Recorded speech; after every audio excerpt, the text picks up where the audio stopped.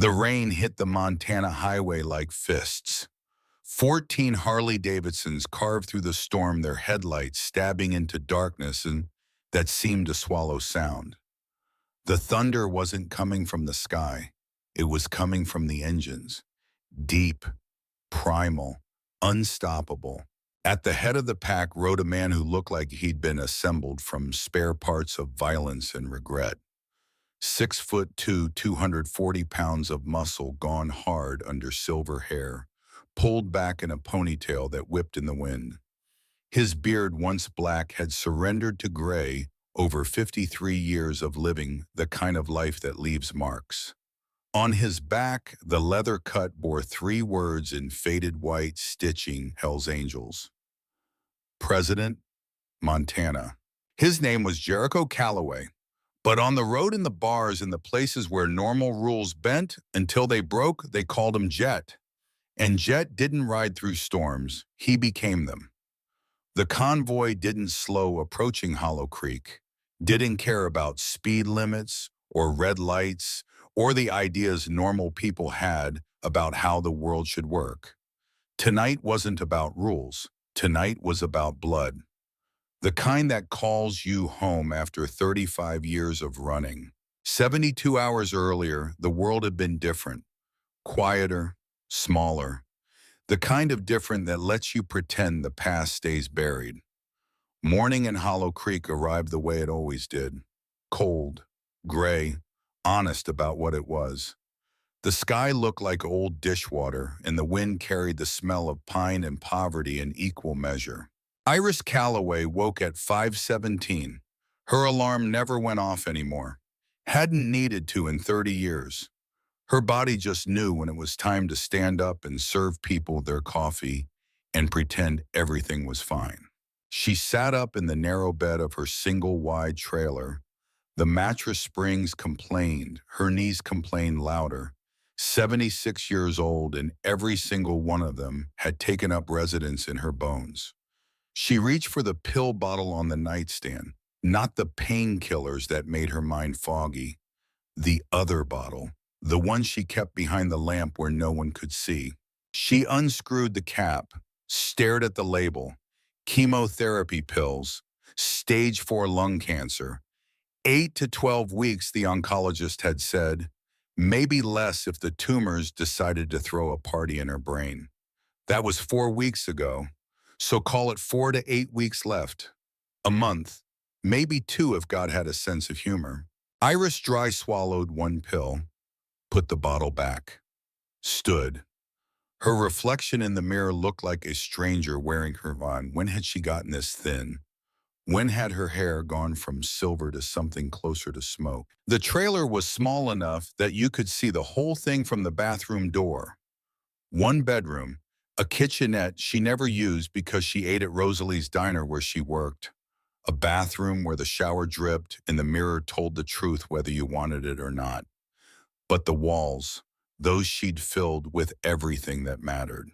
Photographs in mismatched frames covered every surface. Her wedding day, 1974. She'd been 26 wearing her grandmother's dress and carrying wildflowers because they couldn't afford roses.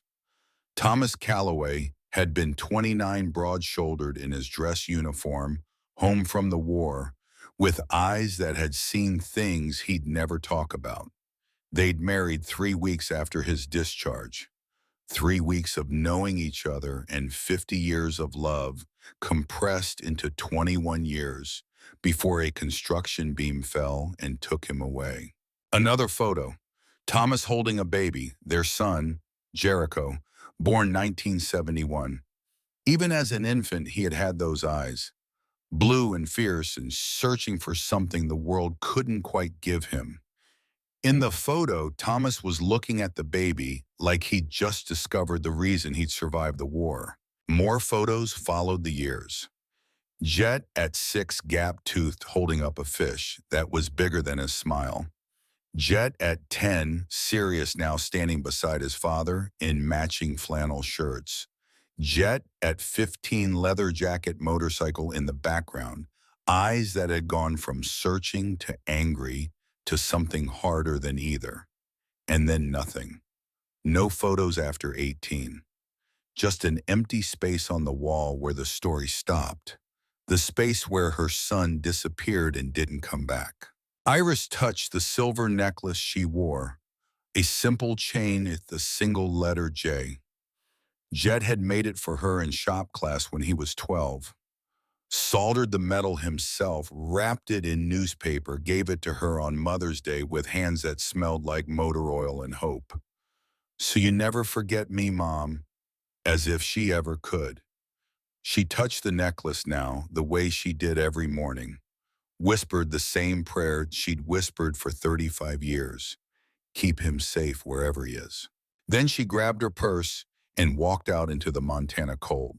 Rosalie's diner sat on the corner of 5th and Main like it had grown there, like someone had planted a seed in 1989, and this was what bloomed. Red vinyl booths, black and white checkered floors, a long counter with chrome-trimmed stools that spun if you pushed them hard enough. The jukebox in the corner still played actual records. Patsy Cline, Johnny Cash. The kind of music that reminded you what America used to sound like before it got complicated. Above the counter hung a photograph. Rosalie and Iris, 1989, opening day. Two women with their whole lives ahead of them, arms around each other, grinning like they'd just conquered the world. 35 years later, Rosalie still ran the place. She was 72 now, silver-haired and sharp-tongued, with hands that could flip pancakes and tell you to go to hell in the same motion. Iris arrived at 5:45, let herself in through the back door. The diner smelled like coffee and bacon grease and history, all the things that stay with you whether you want them to or not. "Morning, Iris," Rosalie called from the kitchen. "Morning. You look tired." "I'm fine. That's what you always say." Rosalie emerged, wiping her hands on her apron. She studied Iris's face the way you study something you're about to lose. "You taking your medicine every day? The good stuff or the stuff that makes you feel like hell?" Iris smiled. It felt like lifting weights. "The stuff that keeps me standing." Rosalie shook her head but didn't push. 35 years of friendship had taught her when to talk and when to let silence do the work. They moved through the morning routine like choreographed dance. Iris filled the coffee pots. Rosalie prepped the griddle. By 6, the first customers were walking through the door. Patterson, the retired railroad worker. Same booth, same order for 20 years. 2 eggs over easy white toast, black coffee. Mrs. Sullivan, Irish roots, red hair gone white. Oatmeal with brown sugar and a cup of tea. By 7, the diner was full. The sound of conversations. Clinking silverware. The occasional laugh. This was Iris's world. Small, simple, safe. She poured coffee and took orders and smiled at people who'd known her since her hair was dark and her husband was alive. She moved between the tables with practiced efficiency. Her body remembered the rhythm even when her mind got tired, even when the cancer made her chest feel like someone was sitting on it. "Iris, honey, can I get a warm-up?" Frank Morrison called from booth 3. Retired veteran, always polite. She filled his cup. He nodded thanks. "You doing okay, Iris? You look a little pale." "Just didn't sleep well." "Will you take care of yourself? This town needs you." She smiled, moved on to the next table, the next customer, the next moment of her shrinking life. By 9:30, the breakfast rush had ended. Iris leaned against the counter, catching her breath. Her chest felt tight. The cough she'd been fighting for weeks threatened to surface. Rosalie appeared beside her with a glass of water. "Drink." Iris drank. "You should see the doctor again," Rosalie said quietly. "I saw him last month." "And what did he say?" Iris set down the glass, met her friend's eyes. For a moment she almost told her, almost said the words. I'm dying 8 to 12 weeks, maybe less. But then the bell above the door chimed, and everything changed. Four men walked into Rosalie's diner at 9:47 on a Tuesday morning. The first thing you noticed was the money. Designer clothes, expensive watches, shoes that cost more than most people's monthly rent. They moved with the lazy arrogance of people who'd never been told no in their entire lives. The second thing you noticed was the smell. Cologne expensive, but too much of it, like they were trying to cover up something rotten underneath. The leader was tall, early 40s, blonde hair, slicked back, square jaw, the kind of handsome that came from good genes and better dentists. His name was Garrison Aldridge, though Iris didn't know that yet. Behind him came his friends, Fletcher Tate crew, interchangeable rich boys with interchangeable smirks. They took the largest booth without asking, sprawled across the red vinyl like they owned it. Iris approached with menus in her professional smile, the one that had survived 35 years of difficult customers.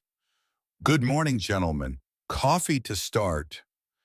Garrison looked up at her. His eyes, blue cold, traveled from her face down to her name tag and back up again. Calloway, he said slowly, like he was tasting the name. Iris Calloway. Something in his tone made her skin prickle. Yes, sir. Have we met? No. His smile didn't reach his eyes. But I know your name. My father used to talk about you. Your father, Sterling Aldrich. You remember him? The name hit Iris like a fist to the stomach. Sterling Aldrich. Oh, she remembered. 28 years ago, 3 years after Thomas died.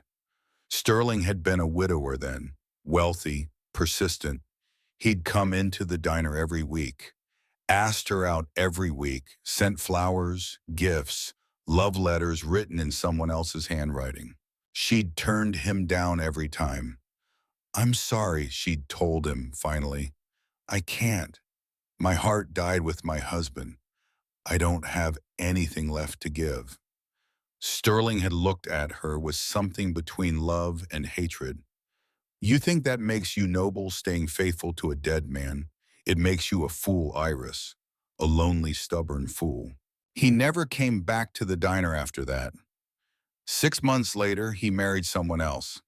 A younger woman who died 5 years later, giving birth to a son. The son sitting in front of Iris now. I remember your father, Iris said carefully. I'm sorry for your loss. I heard he passed. 9 months ago, Garrison's voice was flat. Left me everything, $70 million. The business, the house, everything. That's wonderful for you. Is it? He leaned back. You know what he told me before he died? He said the biggest mistake of his life was loving a woman who didn't love him back. A woman who thought she was too good for him. A waitress who spent her whole life serving strangers because she was too scared to actually live. Iris's hand tightened on the notepad. Sir, I think he meant you, Iris. He loved you, and you broke his heart. Made him bitter, made him angry, and that anger well. Garrison smiled. He passed it down to me. The diner had gone quiet. Other customers were watching now, sensing something wrong. Rosalie appeared from the kitchen. Is there a problem here? Garrison smiled at her. No problem, just catching up with an old family friend. Right, Iris. Iris swallowed. What would you gentlemen like to order? Oh, I don't know. Garrison picked up the menu without looking at it.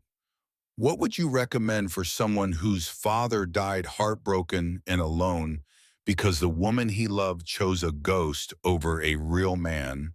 Gasps from the nearby tables. The press of phones being pulled out, cameras being aimed. Garrison, Fletcher muttered. Come on, man. What I'm just asking for a recommendation. He looked at Iris. How about eggs? You can make eggs, right? You've been doing this for what, 35 years? Yes, sir. 35 years as a waitress. Wow. Most people would call that a waste of a life. What would you call it? Iris's hands were shaking now. She pressed the notepad against her chest to hide it. I would call it honest work. Honest, Garrison laughed. My father worked honestly too. Built a business from nothing. And you know what killed him? Not the work, the loneliness, the rejection, the knowledge that the woman he loved looked at him like he was nothing. I never, see, you did. Garrison's voice went cold. And now he's dead. And I'm here, and I think it's time someone taught you what it feels like to be looked down on. He stood up, all 6 feet 1 inch of him. His friends stood too uncertain but loyal. You know what Garrison said? I changed my mind. I don't want breakfast. I want something else. Sir, please, take off your shoe. Iris blinked. What? Your shoe, right foot. Take it off. The diner was silent now, everyone watching. Sir, I don't understand. I said take off your shoe. Now. Garrison, this is crazy, Tate muttered.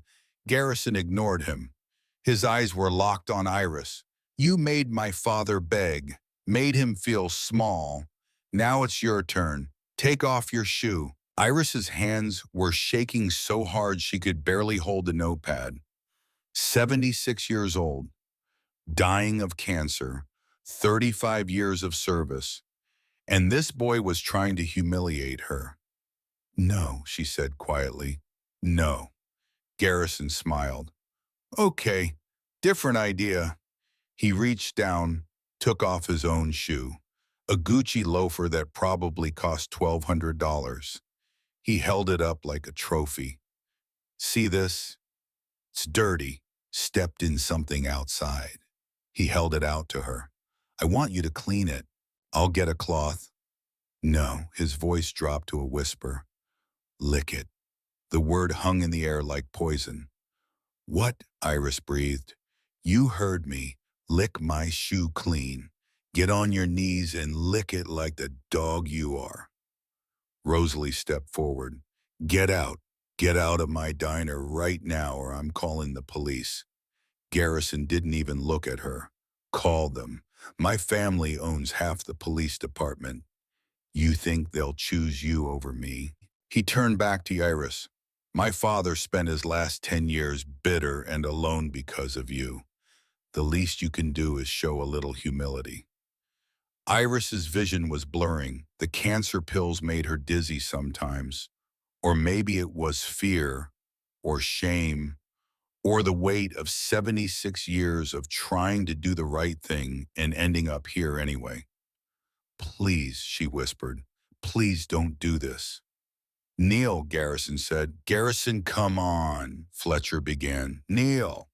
The shout echoed off the walls. Iris's knees gave out, not from obedience, from exhaustion, from sickness, from a body that had worked too hard for too long and finally said enough. She knelt on the checkered floor she'd mopped 10,000 times. Garrison held out the shoe. Lick it. In the corner of the diner, unnoticed by everyone, an old man sat alone in a booth. 70 years old, silver beard, wearing a faded denim jacket. His name was Boone Lancaster, and he'd known Thomas Calloway in the service. Had promised his dying friend he'd watch over Iris. Now he pulled out his phone, hands shaking with rage, took a photo, and sent it to a number he'd sworn he'd never use again. The message was simple. Your mother needs you, now. Iris knelt on the cold floor. Her knees hurt. The linoleum was hard and unforgiving beneath them. She could feel eyes on her.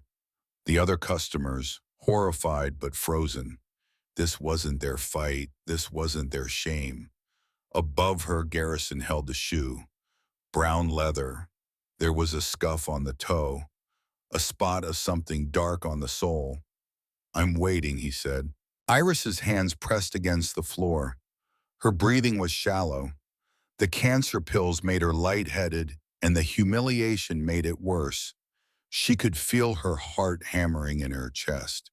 The same heart that had loved Thomas, that had raised Jet, that had kept beating through 35 years of loneliness. Now that heart felt like it might just stop. Please, she whispered, not to Garrison, to God, to Thomas, to anyone who might be listening. Please, do it or I'll make sure this diner is shut down by the end of the week, Garrison said. Health violations, code violations. My family has lawyers, lots of them. Rosalie will lose everything. Iris, don't you dare! Rosalie's voice was sharp as broken glass, but Iris was already leaning forward because she'd spent her whole life putting other people first. Her husband, her son, her customers, Rosalie. Everyone but herself one more time wouldn't kill her. Except it would. She knew that. Somewhere deep in her bones, beneath the cancer eating her from the inside out, she knew that this moment would be the thing that finally broke her. Her lips touched the leather. She heard Garrison laugh, heard Fletcher pull out his phone. Got it, Fletcher said. This is going to blow up online. Iris pulled back, tasted bile. Her vision swam. Garrison crouched down beside her, his face close to hers. My father died alone because of you, he whispered. How does it feel to know you wasted your whole life being noble? You could have had money, security, love. Instead, you have this. He gestured to the diner. 35 years serving strangers. A son who abandoned you. And now everyone's going to see what you really are. He stood up, looked at his friends. Let's go. This place smells like failure. They walked out laughing. The bell above the door chimed, cheerful, mocking. Iris stayed on the floor. Rosalie was beside her in an instant, pulling her up. Iris, Iris, honey, look at me. But Iris couldn't look at anyone. She stared at the floor where she'd knelt, at the spot where her dignity had died. I need to go home, she said. I'm calling the police. No, no police, just let me go home. Iris, please. Rosalie helped her to the back room, helped her gather her purse, helped her out to her car, a 22-year-old Honda Civic with rust spots and a cracked windshield. Do you want me to drive you? Rosalie asked. I'm fine. You're not fine, that boy. I'm fine, Iris said again, firmer now. She got into the car, started the engine. It coughed to life. Rosalie stood in the parking lot, arms wrapped around herself against the cold, watching her best friend drive away. Iris's trailer was dark when she got home. She didn't turn on the lights, didn't want to see her own reflection, didn't want to see the photographs on the wall. All those memories of a life that had led to this. She went straight to the bathroom, leaned over the sink, turned on the faucet, scrubbed her mouth until her lips were raw and bleeding. But she could still taste it, the leather, the humiliation. In the mirror, her face looked like a stranger's, pale, hollow. When had she gotten so old? She walked to the bedroom, sat on the edge of the bed. Her hands were still shaking. On the nightstand beside the cancer pills was a bottle of sleeping pills. Strong ones. The kind the doctor prescribed after Thomas died when the grief was so heavy she couldn't breathe. She'd never used them. Kept them all these years like a safety net, just in case. Now she picked up the bottle, turned it in her hands. 30 pills, maybe 40. How many would it take? She unscrewed the cap, poured them into her palm. They were small, white, easy to swallow. She thought about Jet, wondered where he was, if he was happy, if he ever thought about her. Probably not. Why would he? She'd been a terrible mother, let him leave, let him disappear, sent money orders to a P.O. box for years until even those came back marked return to sender. Some mother she was. She picked up the first pill, and then her phone rang. She almost didn't answer, almost let it go to voicemail. But habit 35 years of picking up the phone when it rang made her reach for it. Unknown number. She answered anyway. Hello, silence. Then heavy breathing. Then a voice she hadn't heard in 35 years. Mom. The pill dropped from her hand. Jericho. Mom, I heard what happened. I'm coming home. Iris's throat closed. She couldn't speak. Couldn't breathe. Mom, you there? Don't, she finally whispered. Don't come. You have your life. I don't need you to. I'm already on my way. I'll be there in 2 days. Jericho. I love you, Mom. I'm sorry I've been gone so long, but I'm coming home now and everything's going to be okay. The line went dead. Iris sat there holding the phone, staring at the pills scattered across the bedspread. Then she swept them back into the bottle with shaking hands. 2 days. She could hold on for 2 days. She lay down on the bed, still wearing her uniform, clutched the phone to her chest like a lifeline. And for the first time in 35 years, Iris Calloway cried herself to sleep with something that felt almost like hope. By midnight, the video had been viewed 43,000 times. By morning, 2.3 million. It showed everything. Iris on her knees, Garrison holding the shoe. The moment her lips touched the leather, the laughter. The caption read, "Entitled old hag gets taught a lesson. About time someone put boomers in their place." Comments flooded in. She probably deserved it. Why didn't anyone help her? This is what happens when you work minimum wage your whole life. Her son abandoned her, says everything you need to know. But there were other comments too. This is disgusting. Someone find this kid. That's someone's mother, someone's grandmother. I hope whoever did this pays. The video spread like wildfire. Local news picked it up, then regional, then national. Elderly Montana waitress humiliated in viral video. Garrison Aldridge's lawyers released a statement. Our client was exercising his First Amendment rights. The woman in question was not coerced. Any claims to the contrary are defamatory. They had witnesses. His 3 friends swore Iris had knelt willingly. No threats, no force. Just an old woman who'd lost her dignity and was now trying to profit from it. Public opinion split down the middle. Half the country saw an old woman abused. The other half saw a troublemaker getting what she deserved. By the second day, reporters showed up at Rosalie's diner. Cameras, microphones, questions. Ms. Calloway, how do you feel about the video? Ms. Calloway, is it true your son is a criminal? Ms. Calloway, do you regret your choices? Rosalie chased them off with the broom, but the damage was done. Iris didn't leave her trailer, didn't answer the phone, didn't eat, just lay in bed waiting for her son to come home. The call came at 3 in the morning on the second day. Iris was awake, hadn't slept. The cancer was getting worse.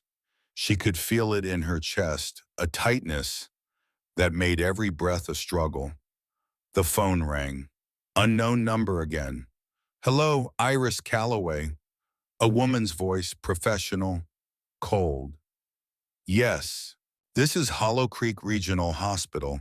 Your son has been admitted. Iris's heart stopped. What? He was in a motorcycle accident on Highway 90. He's stable, but he's asking for you. Iris was out of bed before the woman finished speaking, pulled on clothes, grabbed her keys, drove through the dark Montana streets with her hands shaking on the wheel. The hospital was bright, too bright, fluorescent lights that made everything look sterile and wrong. She found Jet in room 217. He was sitting up in bed, bandages on his arm, bruise on his face, 3 cracked ribs wrapped tight, but alive, breathing. And oh God, he looked just like his father. Same eyes, same jaw, same broad shoulders, just older now, harder, silver in his hair and lines around his eyes. He looked up when she entered. They stared at each other across 35 years of silence. Mom, he said, and Iris broke. She crossed the room, threw her arms around her son, sobbed into his shoulder like she was the child and he was the parent. I'm sorry, she kept saying. I'm sorry I wasn't enough. I'm sorry you left. I'm sorry. Stop. Jet's voice was rough. Stop, Mom. You don't have anything to be sorry for. I was a terrible mother. Well, no, you were perfect. I was the one who ran. I was angry and stupid, and I blamed you for things that weren't your fault. And I couldn't handle it, so I left. Iris pulled back, looked at her son's face. Why didn't you come back? Because I was ashamed. Because every year that passed made it harder. Because I thought you were better off without me. I was never better off without you. Jet's jaw tightened. I saw the video, Mom. I saw what that son of a bitch did to you. It's okay. It's not okay. His voice rose. A nurse looked over. He lowered it again. It's not okay. No one does that to you, not while I'm alive. Jericho, please, don't do anything stupid. I don't have much time left, and I don't want to spend it. She stopped. Jet went very still. What do you mean you don't have much time? Iris looked away. Mom, look at me. She did. What did you mean? And so she told him about the cancer, the pills, the 8 to 12 weeks, the 4 weeks already gone. Jet listened without speaking. His face went very pale beneath the bruises. When she finished, he took her hand. His fingers were rough, calloused, but gentle. Then we don't have any time to waste, he said quietly. What? You said you don't want to spend your last months worrying. Fine. You won't have to, because I'm going to fix this. Jericho, I'm going to make that Aldridge boy understand what he did, and I'm going to make sure you can live your last months with dignity. That's a promise from your son. Iris squeezed his hand. Please, don't do anything that'll put you in prison. I need you here with me. Jet met her eyes, and for the first time since he was 18 years old, he smiled. I won't go anywhere, Mom. I'm home now, for good. The next morning, Iris woke in her own bed. The sun was coming through the thin curtains. Birds were singing. For a moment, she forgot everything. The cancer, the humiliation, the video. Then she remembered Jet. She sat up, heard sounds from the kitchen, smelled coffee. She walked out in her nightgown. Jet stood at the stove making eggs. He'd changed out of the hospital gown into jeans and a black t-shirt. His leather jacket hung over a chair. She could see patches on it. Hell's Angels, Montana, President. He looked up when she entered. Morning, Mom, you want breakfast? Iris started crying again.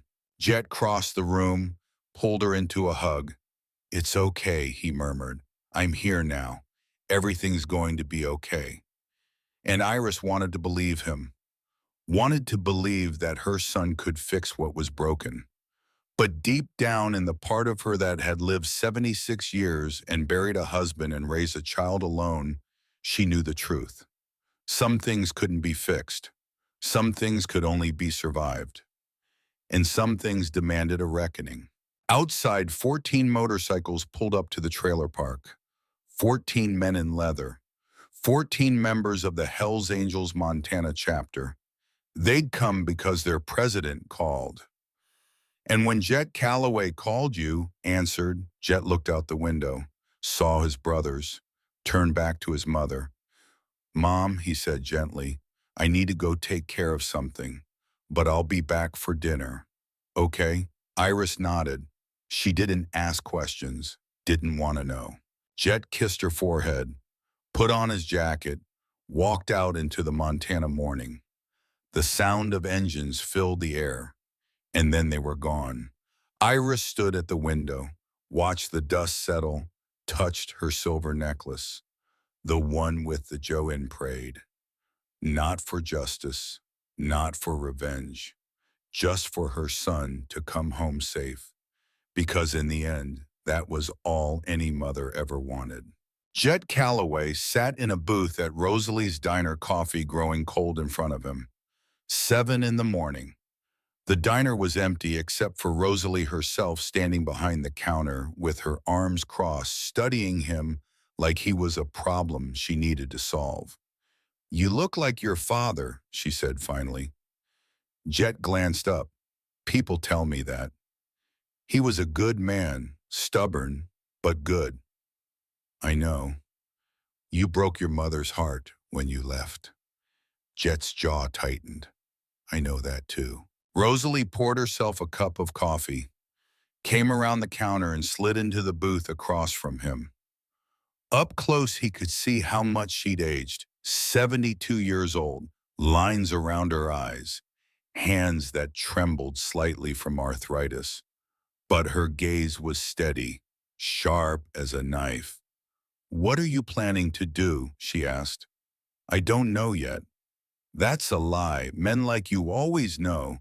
You're just deciding whether to tell me. Jet almost smiled.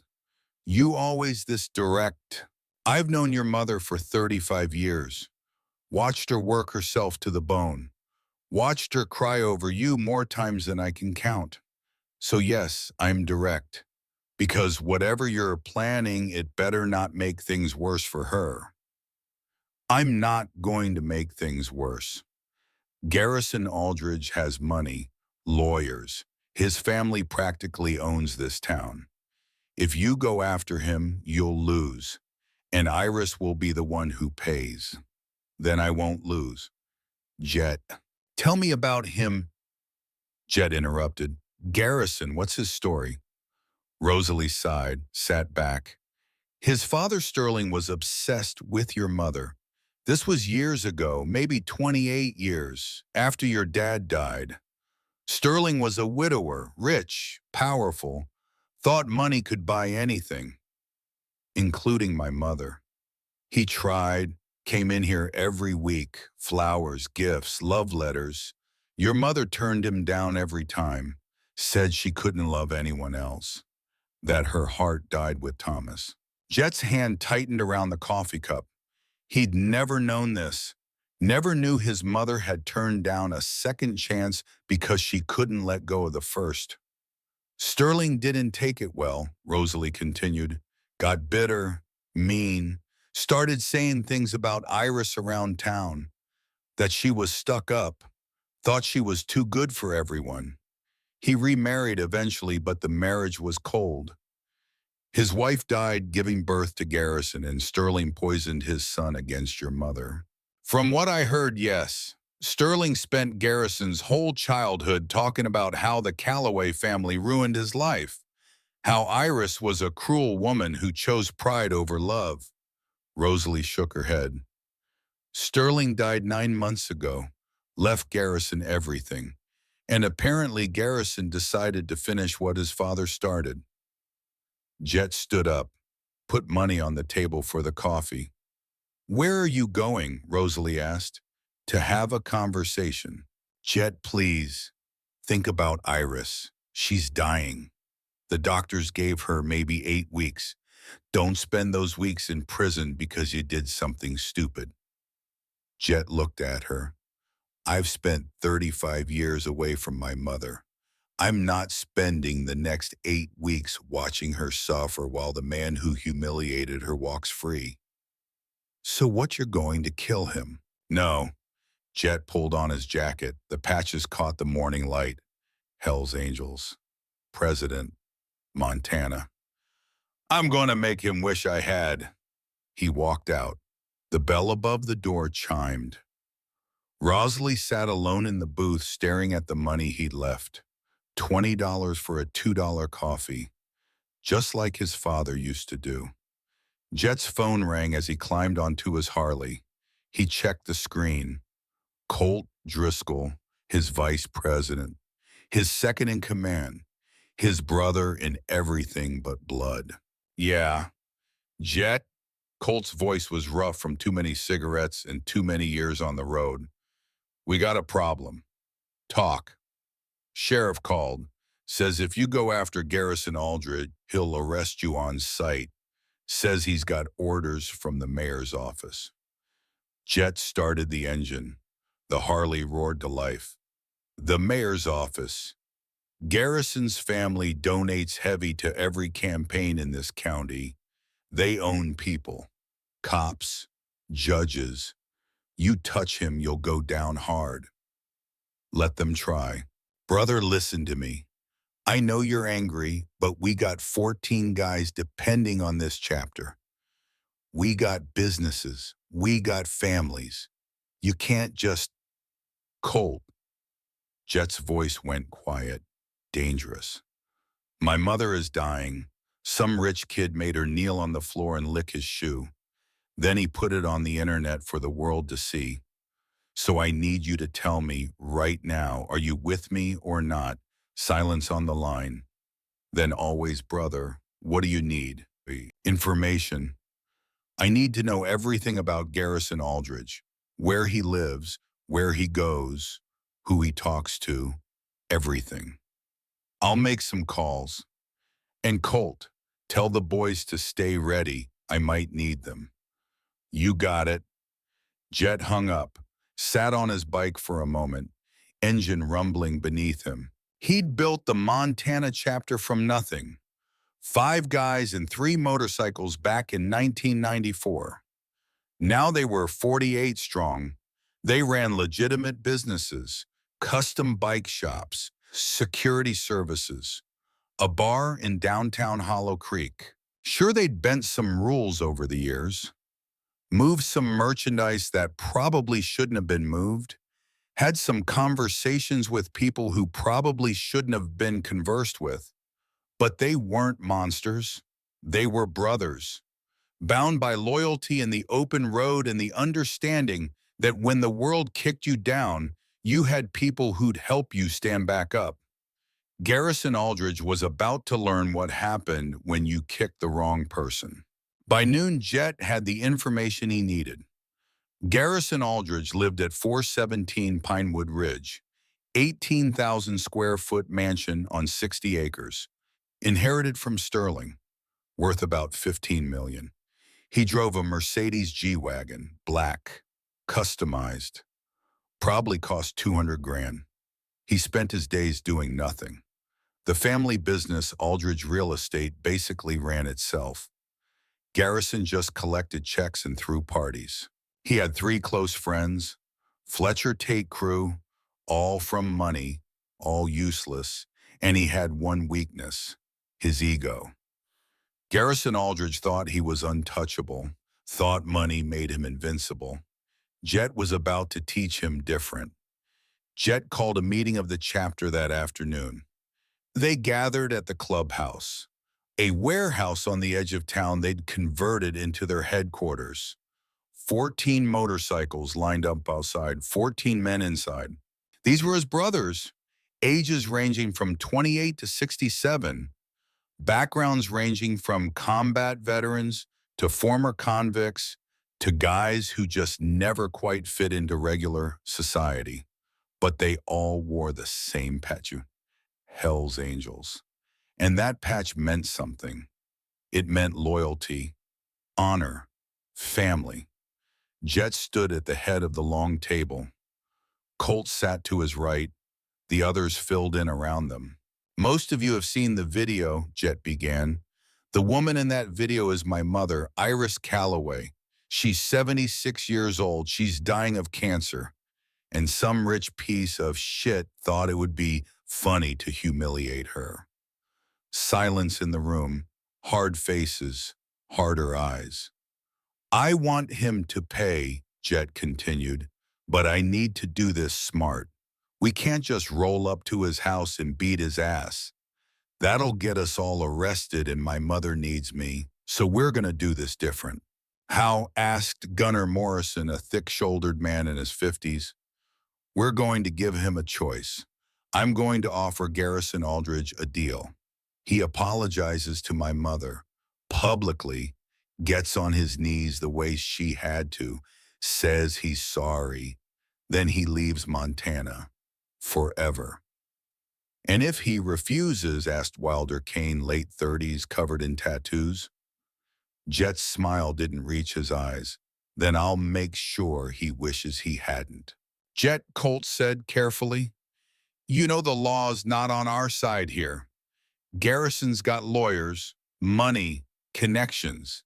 If you go after him, I know the risks. Do you? Because last I checked, assaulting a millionaire gets you 20 years in state prison, and your mother doesn't have 20 years.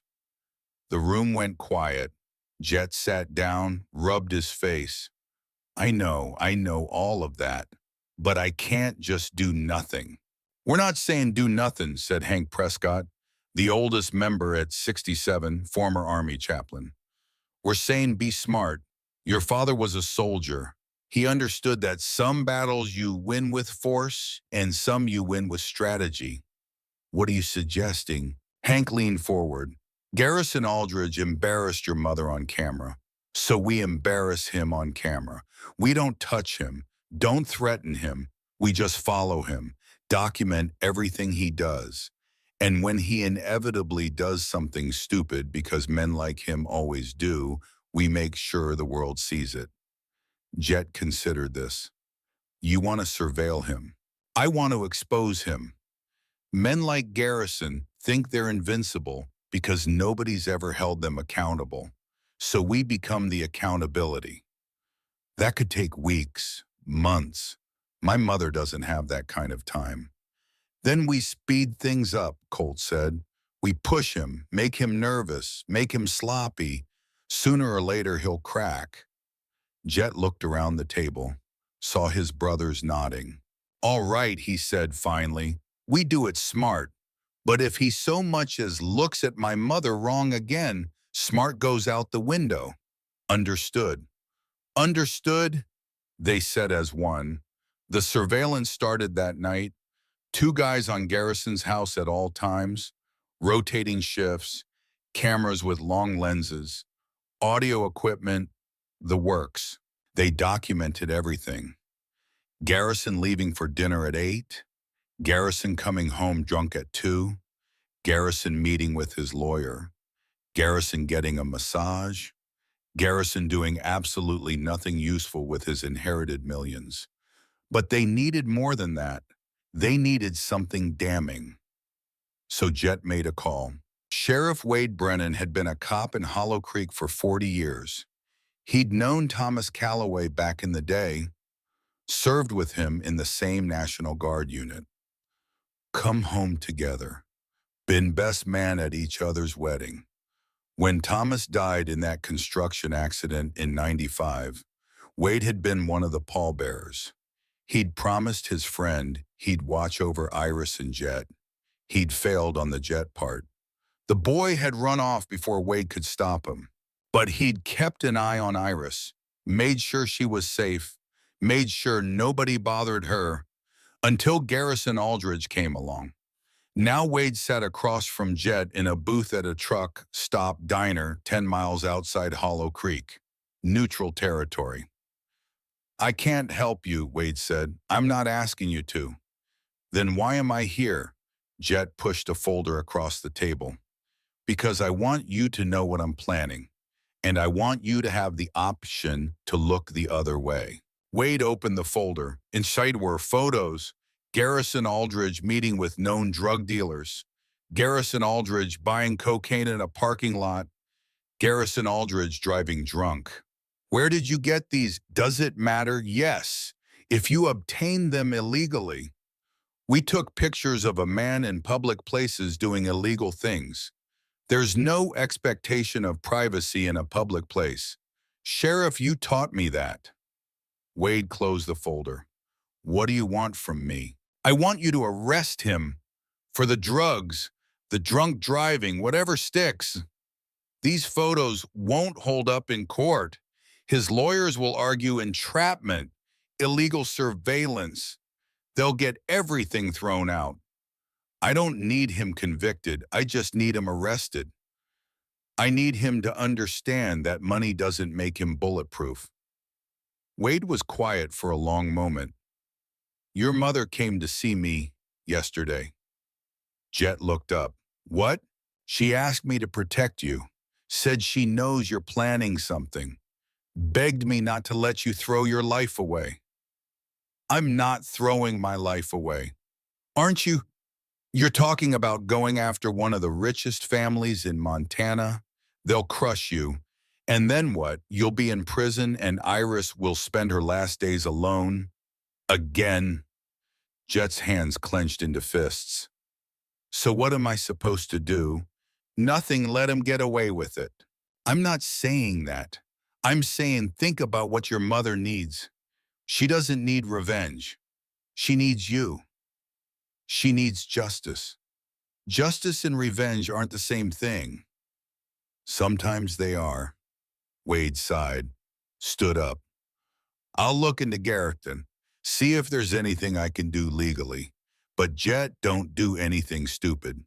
Your father made me promise to watch over you. I've already failed him once. Don't make me fail him again. He left the folder on the table and walked out. Jet sat alone staring at the photos. Wade was right, he knew that. But knowing something and accepting it were two different things. 3 days passed. Jet spent them with Iris, cooking meals, watching old movies, talking about everything except the cancer and Garrison Aldridge. She looked thinner, paler. The cough was getting worse. On the third night, she had a seizure. Jet called the ambulance, rode with her to the hospital, held her hand while the doctors ran tests. The oncologist was a young woman with kind eyes and terrible news. The cancer has spread to her brain, she said. We can try radiation, but at this stage, how long, Jet asked. Weeks, maybe a month if we're lucky. Iris was asleep in the hospital bed. Machines beeped around her. An IV dripped something into her arm that was supposed to help with the pain.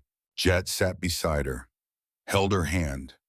This woman who'd raised him, who'd worked herself to the bone to give him a life, who'd loved him even when he didn't deserve it. And he'd wasted 35 years. 35 years he could never get back. His phone buzzed. Text from Colt. We got something. You need to see this. Jet looked at his mother, sleeping, dying. Then he kissed her forehead and left. The clubhouse was packed when Jet arrived. All 14 guys were there, plus a few extras, friends of friends, people who'd heard what was happening and wanted to help. Colt met him at the door. We got him. Got him how? Colt led him to a laptop, pulled up a video. It showed Garrison Aldridge in his mansion, drunk, ranting to his friends. That old bitch thought she could embarrass my family, Garrison slurred in the video. My father wasted his life loving her. Well, I showed her. I showed the whole world what she really is. A nobody, a nothing. Fletcher's voice. Dude, you need to chill. That video is everywhere. People are pissed. Let them be pissed. What are they going to do? I'm untouchable. My family owns this town. That old woman and her criminal son can't touch me. The video cut off. Jet stared at the screen. Where did you get this? Wilder installed a bug in Garrison's house. I know it's illegal, but we needed proof that he knew what he was doing. That it wasn't just some drunken mistake. He's confessing to intentionally humiliating her. Exactly. And if this gets out, Jet thought about it, about releasing the video, about watching Garrison's life explode on social media the way Iris's had. It would be justice, public, immediate, but it wouldn't be enough. No, Jet said, we don't release it, not yet. Why not? Because I want to look him in the eye when his world falls apart. I want him to know exactly who did this to him and why. Colt nodded slowly. So what's the plan? Jet smiled. I'm going to pay Garrison a visit. Brother, I won't touch him. I just want to talk. But I need you and the guys ready. If things go sideways, I might need backup. You know, this is crazy, right? Yeah, Jet said. I know. Garrison Aldridge's mansion sat on a hill overlooking Hollow Creek. It was after midnight when Jet arrived. The gate was closed but not locked. Sloppy, arrogant. Garrison probably thought nobody would dare come to his house uninvited. Jet walked up the long driveway. His boots crunched on gravel. No guards, no eyes. Just a mansion lit up like Christmas and a man who thought he was safe. The front door was locked. Jet knocked. No answer. He knocked again, harder. A light came on upstairs. A minute later, Garrison appeared at the door in pajama pants and a Rolex, hair messy, eyes bloodshot. What the fuck? He said when he saw Jet. We need to talk. Are you insane? Get off my property or I'm calling the cops. Call them. I'll wait. Garrison stared at him. Jet was bigger, older, covered in leather and scars and the kind of quiet danger that made smart people step back. But Garrison wasn't smart. He was rich. And rich people thought money was armor. You're that waitress's son, Garrison said, the criminal. That waitress has a name, Iris Calloway. And yeah, I'm her son. Well, congratulations. You raised yourself a real winner. Now get the fuck off my property. Not until we talk. About what? How your mother is a pathetic old woman who wasted her life. Jet's jaw clenched, but he kept his voice calm. I'm here to make you an offer. I don't want anything from you. You're going to want this. See, I know things about you, Garrison. I know about the cocaine you buy from that dealer on Fifth Street. I know about the DUI that your lawyers made disappear. I know about the woman you assaulted at that party last year who was paid off to keep quiet. Garrison went pale. You're bluffing. Am I? Jet pulled out his phone, showed Garrison the photos, the videos, everything. Garrison's hands shook as he scrolled through them. Where did you get these? Doesn't matter. What matters is what I do with them.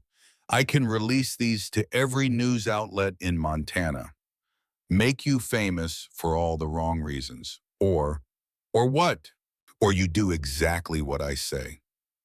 You go to the hospital where my mother is dying, you get on your knees, you apologize, publicly, with cameras rolling.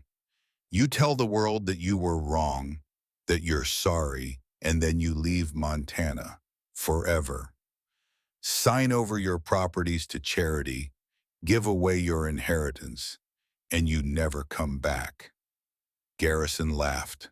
It was a wild, desperate sound. You're out of your mind. I'm not doing any of that. Then I'll destroy you. With illegal surveillance, my lawyers will eat you alive. I'll sue you for everything you have. I'll have you arrested. You'll do nothing, Jet interrupted, because you're a coward just like your father. He couldn't handle rejection, so he turned bitter and poisoned you with his hatred. And you couldn't handle your own emptiness, so you decided to hurt an old woman to feel powerful. But you're not powerful, Garrison. You're pathetic. Garrison's face went red. Get out. Get out now, or I'm calling the police. Go ahead. I'll be here when they arrive, and I'll give them all of this. Jet held up his phone. Wonder how that'll play out. Garrison's hand went to his pocket, probably for his own phone. But then he stopped, because he knew. Deep down, he knew that Jet was right. Money could buy lawyers, could buy silence, could buy a lot of things, but it couldn't buy back dignity once it was gone. You have 48 hours, Jet said. After that, every news outlet in America gets these files. Your choice. He turned and walked away. Garrison stood in the doorway, shaking with rage and fear and something that might have been shame. Jet was halfway down the driveway when the first gunshot rang out. The bullet hit the gravel 2 feet to his left. He spun around, saw Garrison standing on the porch with a pistol, shaking, crying, aiming. "You don't get to threaten me," Garrison screamed. "Nobody threatens me." Jet stood perfectly still. "Put the gun down, Garrison." "Fuck you. Fuck you and your dying mother and this whole shitty town." Another shot, this one closer. Jet's hand moved to his own waistband. He carried a .45. Always had, but he didn't draw it. Because if he shot Garrison Aldridge, even in self-defense, his mother would spend her last days visiting him in prison. "Last chance," Jet said calmly. "Put it down." Garrison fired again. This time the bullet grazed Jet's shoulder. Pain exploded through his arm. Blood welled up, soaking through his shirt, but he didn't move. And then from the darkness, headlights blazed to life. 14 motorcycles roared up the driveway. 14 men in leather dismounted, surrounded Garrison. Colt walked up to the porch, looked at Garrison, looked at the gun. "That was a mistake," he said quietly. Garrison swung the gun toward Colt. "Stay back, all of you. Stay back." "You just shot our president," Colt said. "You know what happens now."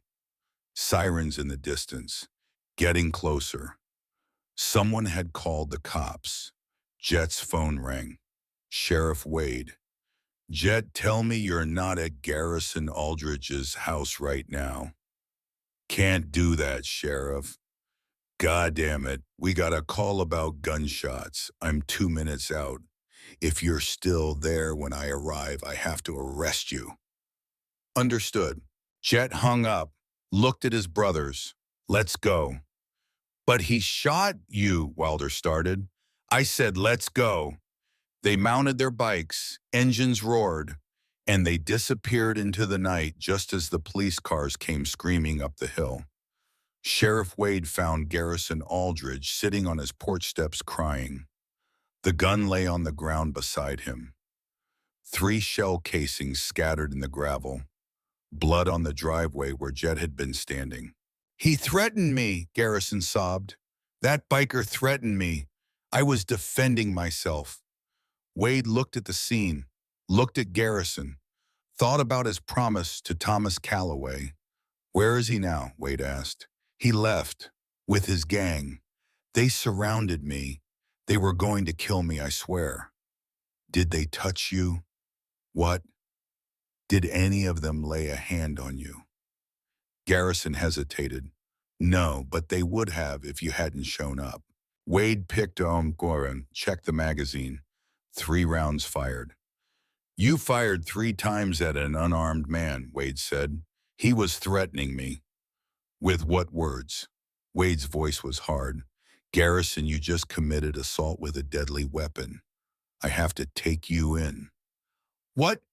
"No, he came to my house. You have the right to remain silent." And as Wade read Garrison his rights as he cuffed the sobbing, spoiled man-child who thought money made him invincible, Wade thought about Iris Calloway, about justice, about how sometimes it came slow, and sometimes it came exactly when it was supposed to. Iris woke in her hospital bed to find Jet sitting beside her. His shoulder was bandaged. His face was pale. Blood had seeped through his shirt before the nurses changed it. "What happened?" she whispered. "Nothing, just a misunderstanding." "You're hurt." I'm fine, Mom. She studied his face, saw the truth in his eyes. What did you do? I made Garrison Aldridge understand that actions have consequences. Jericho, he's in custody. Sheriff Wade arrested him for assault with a deadly weapon. He'll probably make bail by tomorrow, but his lawyers are going to have a hard time explaining why he shot an unarmed man on his own property. Iris closed her eyes. This is what I was afraid of, that you'd throw away your future for me. I didn't throw anything away. I just balanced the scales. At what cost? Jet took her hand. Mom, I've spent 35 years running from you, from Dad's death, from everything. I'm done running. Whatever happens next, I'm staying with you for as long as you need me. Tears rolled down Iris's cheeks. I don't want you in prison. I won't be, I promise. You can't promise that. Yes, I can, because I'm not going to do anything else stupid. I'm going to spend every day I have left with you. That's it. That's all I want. Iris squeezed his hand. I love you. I never stopped. I know, Mom. I know. They sat in silence. Mother and son, reunited after decades apart. Outside, the sun was rising over Montana, and for the first time in a very long time, Iris Calloway felt something she thought she'd lost forever. Hope. Garrison Aldridge made bail in 6 hours, $200,000, pocket change for a man who'd inherited $70 million. His lawyers, 3 of them, all wearing suits that cost more than most people's cars, had him out before lunch. The assault charge was real. 3 shots fired at an unarmed man, blood evidence on the driveway, shell casings, witnesses who heard the gunfire. But Garrison's story was simple. Self-defense. A dangerous biker gang leader had trespassed on his property, had threatened him. He'd feared for his life. The fact that Jet Calloway was the president of a Hells Angels chapter just made Garrison's story more believable. By the time Garrison walked out of the county jail, his PR team had already started working. Social media posts, carefully worded statements, photos of Garrison looking scared and vulnerable. The narrative was shifting, and Jet knew it. Jet sat in the clubhouse ice pack against his bandaged shoulder, watching the news on the flat-screen TV mounted to the wall. Garrison Aldridge, son of late real estate mogul Sterling Aldridge, was released on bail this morning after an incident at his home. Mr. Aldridge's attorneys claim he was defending himself against Jericho Calloway, a known member of the Hells Angels motorcycle club, who allegedly trespassed on the property and made verbal threats. The screen cut to footage of Garrison outside the courthouse. He looked small, frightened, nothing like the arrogant man who'd made Iris kneel. I was terrified, Garrison said to the cameras. This man came to my home in the middle of the night.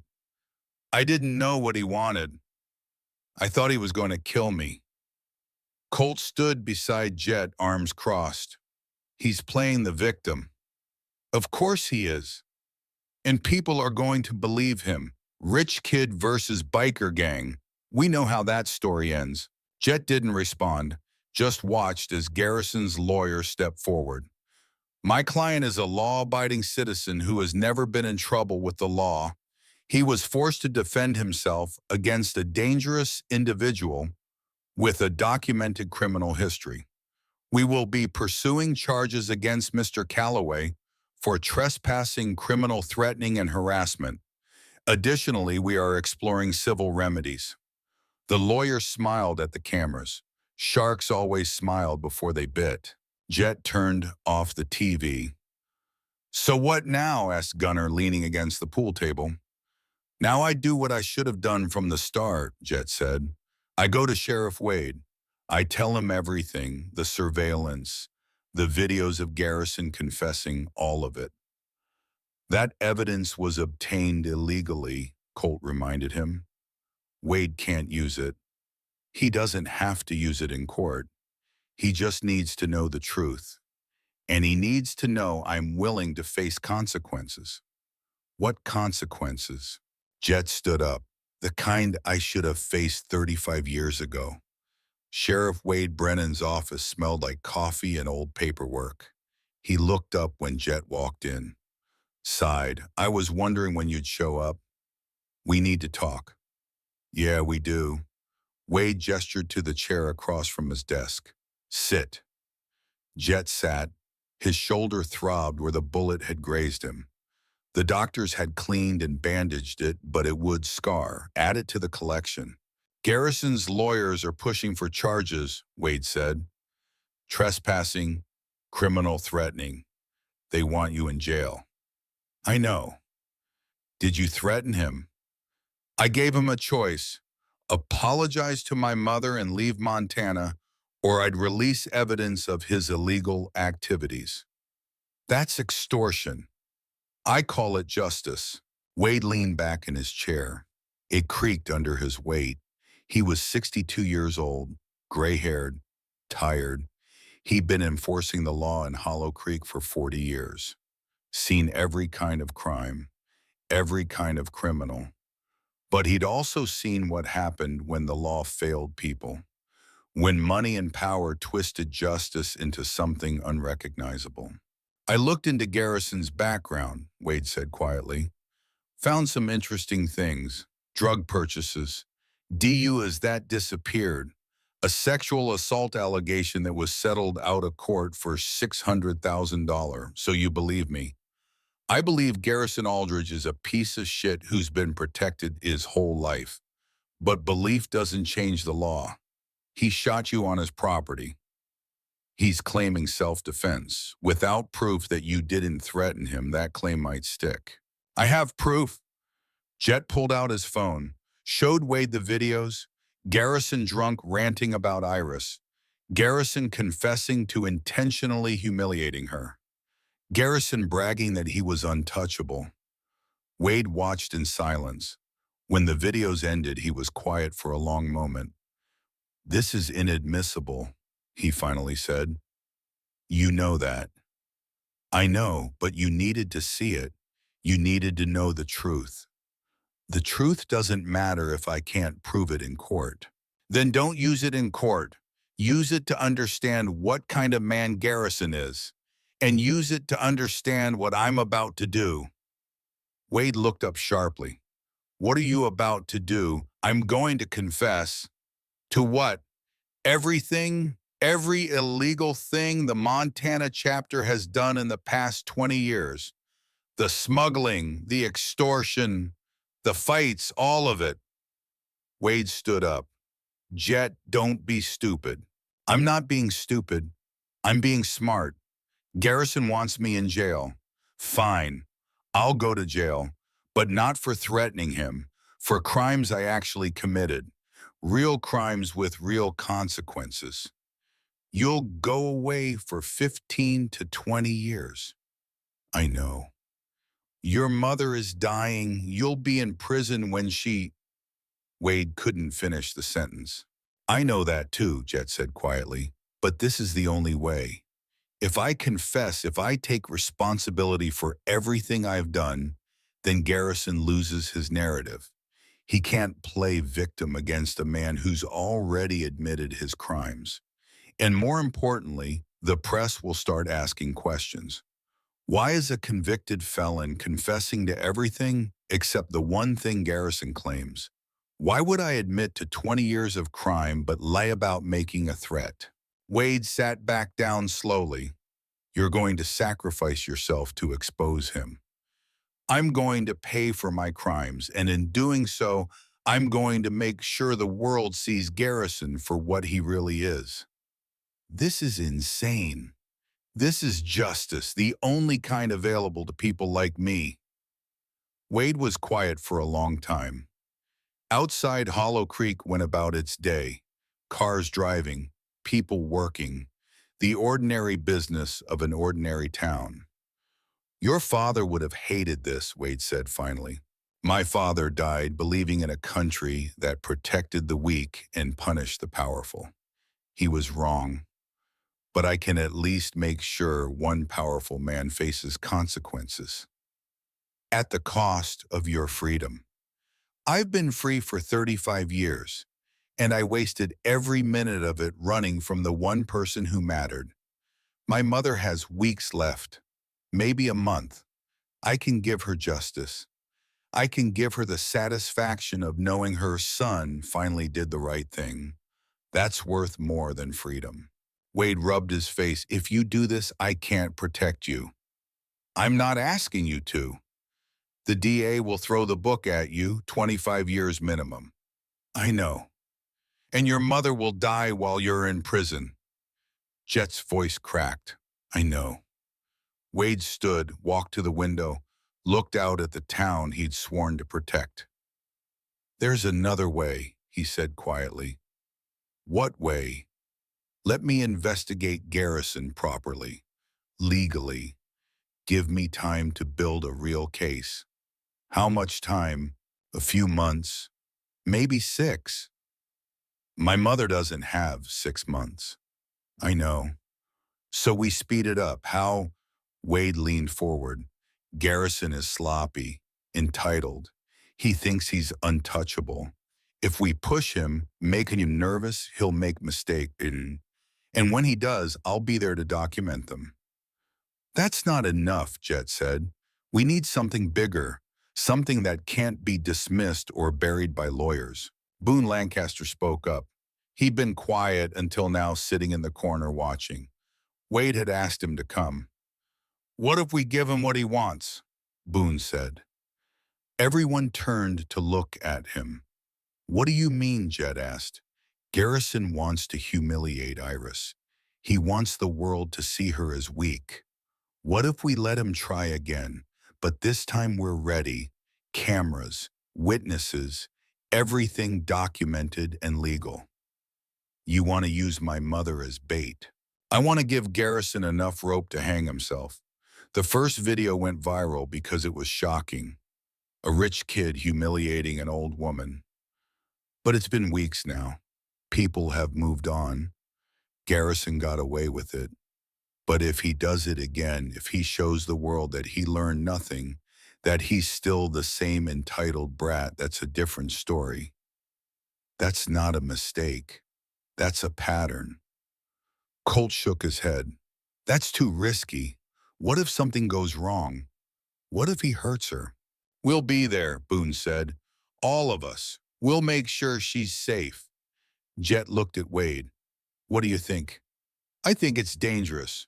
But it might work if Garrison takes the bait, if he's stupid enough to confront Iris again. He will be, Jet said. His ego won't let him walk away. He thinks he won. He thinks he humiliated her and got away with it. But deep down, he knows people are watching, judging, and he'll want to prove he's not afraid. So we set a trap, Colt said slowly. Make it public. Make it impossible for Garrison to resist. Jet nodded. We organize an event, a memorial for my father. Invite the whole town, the press, everyone. Make it clear that Iris will be there, that she's not hiding, not ashamed. And when Garrison shows up, if he shows up, Wade interrupted, there's no guarantee he'll take the bait. He will, Jet said, because men like Garrison can't stand being ignored. And a public memorial for a veteran with the whole town watching, he'll see it as a challenge, a chance to prove he's still in control. And if he doesn't, Gunner asked, then at least my mother gets to honor my father's memory. At least she gets one last good day surrounded by people who care about her. The room was quiet. Finally, Colt spoke. When? This weekend, Saturday, we'll hold it at Rosalie's Diner. Make it casual, open to everyone, food, music, stories about my dad. I'll spread the word, Boone said. Make sure the press knows. Make sure everyone knows. Wade stood. I'll be there, off duty, just observing. If Garrison starts something, I'll handle it legally. Thank you, Jet said. Wade nodded. Your father was my best friend. I owe him this much. He left. The chapter members started filing out, already making plans. Who would bring what? How to set up the diner? Where to position cameras? Jet sat alone at the table. Colt paused at the door. You sure about this? No, but it's all I've got. What if Garrison doesn't show? What if we go through all this and he just stays away? Then I've given my mother a chance to say goodbye to my father. That's worth something. And if he does show, if he does something, Jet's eyes were cold, and he'll regret it for the rest of his life. Iris was released from the hospital on Thursday.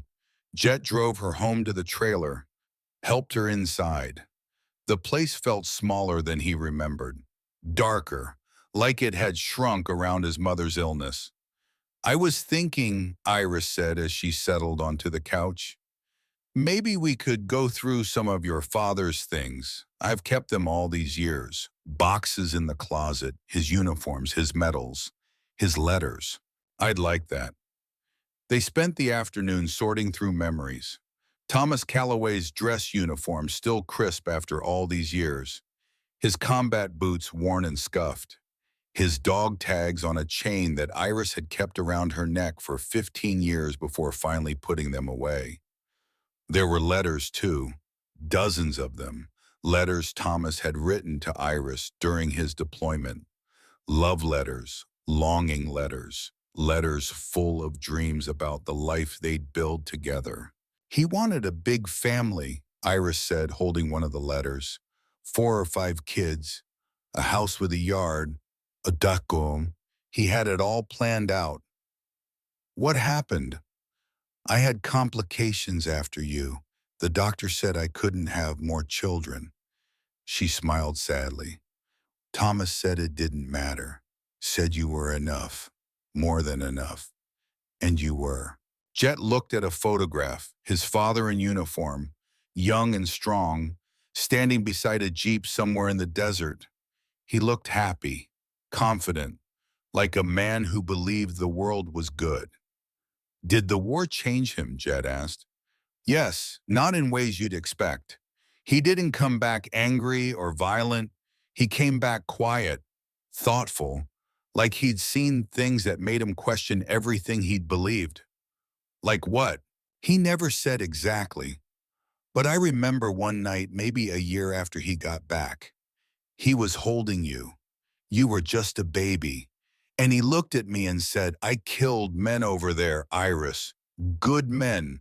Men with families. And for what? For politics. For oil. For reasons I still don't understand. And then he cried. Just held you and cried. Jet was quiet. He made me promise something that night, Iris continued. He made me promise that if anything ever happened to him, I'd make sure you understood that violence doesn't solve problems. It just creates new ones.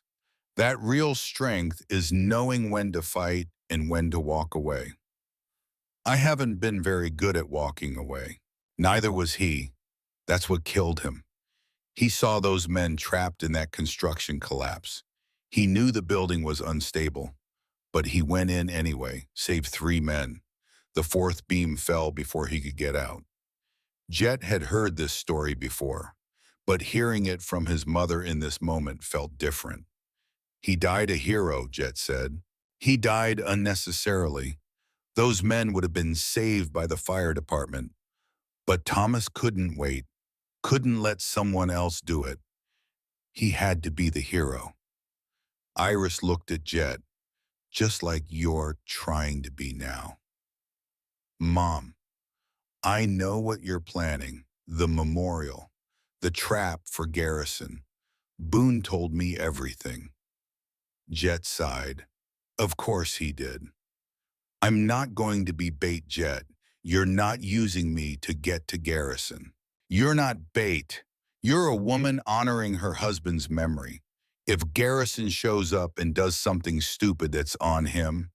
And if he doesn't, if he stays away and we've gone through all this for nothing. Then we've had a beautiful day remembering Dad. Is that so bad? Iris was quiet for a moment. Then, your father would have hated this plan, probably, but he would have done it anyway, because he never could run away from a fight. Neither can I. I know. She reached out, touched Jet's face. You're so much like him. It terrifies me. I'm not going to die, Mom. No, but you're going to get hurt.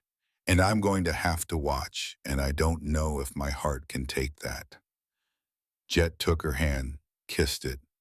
I love you, Mom. I love you too, baby. More than you'll ever know. They sat together as the sun set outside the trailer, and Jet prayed that his plan would work. Because if it didn't, he'd have nothing left to give his mother except broken promises and wasted time. Saturday arrived cold and clear. Rosalie's diner had been transformed. American flags hung from the ceiling. Photos of Thomas Calloway in uniform covered the walls. A table near the entrance displayed his medals, his dog tags, his Purple Heart. The entire town showed up, veterans in their dress uniforms, families with children, old friends who remembered Thomas, strangers who'd seen the viral video and wanted to show support. The press was there too. 3 local news stations, 2 newspapers, even a crew from a national morning show that had picked up the story. Iris sat in a place of honor near the front. She wore her best dress, the same one she'd worn to Thomas's funeral. Her hair was done, her makeup perfect. She looked fragile but dignified. Jet stood beside her, uncomfortable in a suit and tie. The other chapter members were scattered throughout the crowd trying to look casual in their dress shirts and clean jeans. Sheriff Wade stood near the door, watching, waiting. The memorial began at noon. People shared stories. A veteran who'd served with Thomas talked about his bravery. A neighbor remembered how Thomas always shoveled everyone's driveways in winter. A former co-worker from the construction site talked about the day Thomas died saving those men. Iris cried quietly through it all. Jet held her hand, and Garrison Aldridge didn't show. 1 o'clock came and went, then 2, then 3. The crowd started to thin. People had other places to be, other things to do. By 4, it was just the core group. Rosalie, Boone, the chapter members, a few lingering reporters. He's not coming, Colt said quietly to Jet. I know. So what now? Jet looked at his mother. She was talking to an old friend, smiling through her exhaustion. Now we take her home, Jet said, and we let her rest, and tomorrow we figure out plan B. But there was no plan B. They both knew it. At 4:30, just as people were starting to leave, a black Mercedes G-Wagon pulled up outside the diner. Garrison Aldridge stepped out. He was drunk. Not stumbling drunk, but the kind of drunk where you think you're invincible, where consequences feel like suggestions. He'd brought his friends, Fletcher, Tate, Crew, all of them drinking from a bottle of expensive bourbon. They walked into the diner like they owned it. The room went silent. Garrison looked around, saw the flags, the photos, the medals, saw Iris sitting there in her funeral dress, and he smiled. Well, well, he said loudly, what's all this, a party for a dead soldier? How patriotic. Sheriff Wade stepped forward. Garrison, I think you should leave. This is a public event, isn't it, open to everyone? Garrison walked further into the diner. I'm just here to pay my respects. Jet moved to intercept him, but Iris grabbed his arm. Let him talk, she said quietly. Garrison approached Iris, stood over her. Mrs. Calloway, he said, so sorry for your loss. Must be hard. Your husband dead, your son a criminal, all alone in your old age. Iris looked up at him. Her eyes were clear, calm. You're drunk, Garrison. Maybe, but I'm also rich and young, and I'm going to live a long, happy life. While you, he smiled. Well, I hear you're dying. Cancer, right? How fitting. A cancer of a woman dying of cancer. Gasps from the crowd. The press cameras were rolling. Garrison didn't notice or didn't care. You know what your problem is, he continued. You think you're better than everyone else. My father loved you, and you spit in his face, made him feel worthless. Well, look at you now, on your way out, with nothing to show for your whole pathetic life except a criminal son and a cheap diner job. Iris stood up slowly. She was shorter than Garrison, frailer, dying, but she didn't look weak. You're right about one thing, she said. Her voice was quiet but clear. I don't have money. I don't have power. I don't have much time left. She stepped closer to Garrison. But I have something you'll never have. I have love, real love, from my son, from my friends, from a husband who adored me even after death. And you have nothing.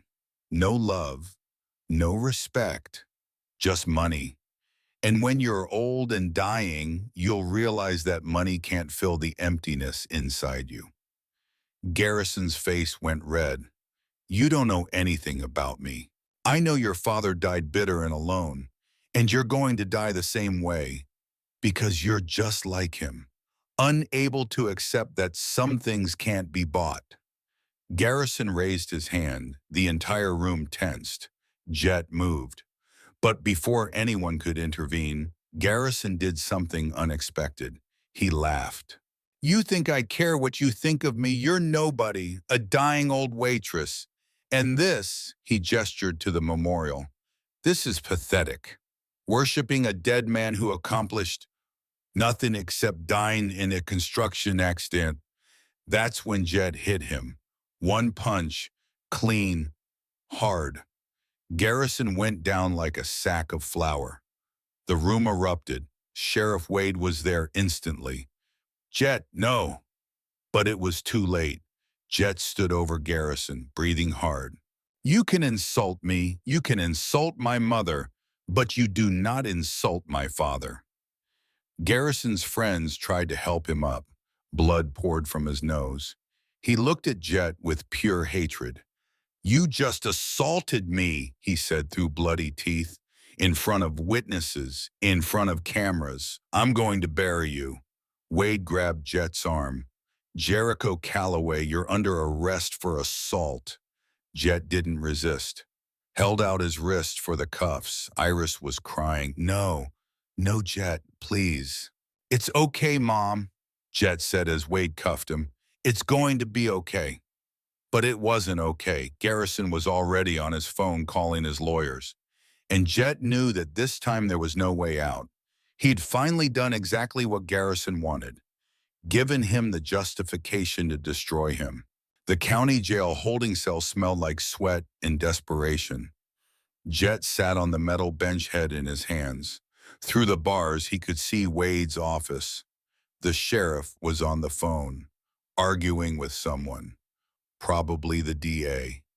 The door opened. Colt walked in, his face grim. Garrison's lawyers are pushing for maximum charges, Colt said. Assault in the first degree. They're saying you attacked an unarmed man without provocation. He provoked me. He doesn't matter. The video shows you throwing the first punch. That's assault. I know. You're looking at 5 to 10 years, Jet. And that's if the judge is lenient. Jet leaned back against the cold concrete wall. How's my mother? Devastated. Rosalie took her home. She's not doing well. The cancer, the heartbreak. She watched you get arrested again, just like she was afraid of. Jet closed his eyes. I fucked up. Yeah, you did. I should have walked away. Should have let Garrison talk. But when he insulted my father, I know. I would have done the same thing. We all would have. But that doesn't change what happens next. What does happen next? Colt was quiet for a moment. Wade's trying to cut you a deal. Plead guilty to simple assault. Do 6 months county jail instead of 5 years state prison. But Garrison's lawyers are resisting. They want you gone. Permanently. They'll get their wish. Jet, it's over, Colt. I lost. Garrison won. Story of my life. The door to the holding area opened again. Sheriff Wade walked in, followed by someone Jet didn't expect. Garrison Aldridge, his nose was bandaged, his eye was black. He looked like hell, but he was smiling. I'll give you 2 a minute, Wade said, then left. Garrison stood outside the cell looking in. Comfortable, he asked. Jet didn't respond. I wanted to see you like this, behind bars, powerless. It's very satisfying. Say what you came to say, Garrison. I came to offer you a deal. That got Jet's attention. What kind of deal? You confess publicly. You stand in front of cameras and admit that you've been harassing me, that you threatened me, that everything I've said about you is true. You apologize to me. Get on your knees if you want. I know your family likes that position. Jet's hands clenched into fists. And if I do that, then I'll drop the assault charges. You'll plead to a misdemeanor. Do 30 days. Be out in time to watch your mother die. And if I don't, then I push for maximum charges. You go away for 5 to 10 years, and your mother dies alone, wondering why her son chose pride over being with her. Jet stared at Garrison through the bars. This man who'd humiliated his mother, who'd insulted his father's memory, who'd turned cruelty into a sport. And he realized Garrison had won, not because he was stronger, not because he was smarter, but because he had something Jet didn't. Tame. Iris didn't have 5 years. She probably didn't even have 5 months. If Jet fought this, if he refused to bow, he'd lose the only thing that mattered, the chance to hold his mother's hand when she died. I need to think about it, Jet said. Garrison smiled. You have 24 hours. After that, the offer expires, and you go away for a very long time. He turned and walked out. Colt looked at Atketon. You're not actually considering this. What choice do I have? You fight. We get lawyers. With what money? Garrison has millions. We have a clubhouse and some motorcycles. This isn't a fight we can win. So you're just going to let him humiliate you after everything? Jet looked at his hands, scarred, rough. The hands of a man who'd lived hard and earned every mark. I've been humiliated before, he said quietly. I can handle it. What I can't handle is my mother dying alone while I'm in prison because I was too proud to bend. Jet, I'm going to take his deal, Colt. I'm going to kneel. I'm going to confess. I'm going to give Garrison everything he wants. And then I'm going to spend whatever time my mother has left making sure she knows she's loved. Your father. My father died being a hero, and it left my mother alone for 15 years. I'm not making that mistake.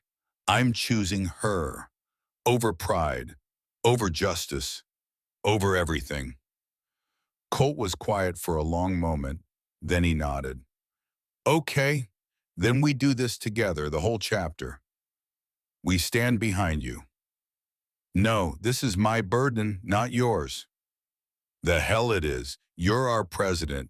Where you go, we go. That's the code. Jet felt something break inside him. After 35 years of running, after a lifetime of putting himself first, he finally understood what family meant. It meant standing together even when everything was falling apart. Thank you, he whispered. Don't thank me yet, Colt said. Wait until this is over. The press conference was scheduled for Monday morning. Garrison's lawyers had arranged everything. Location, the steps of the county courthouse.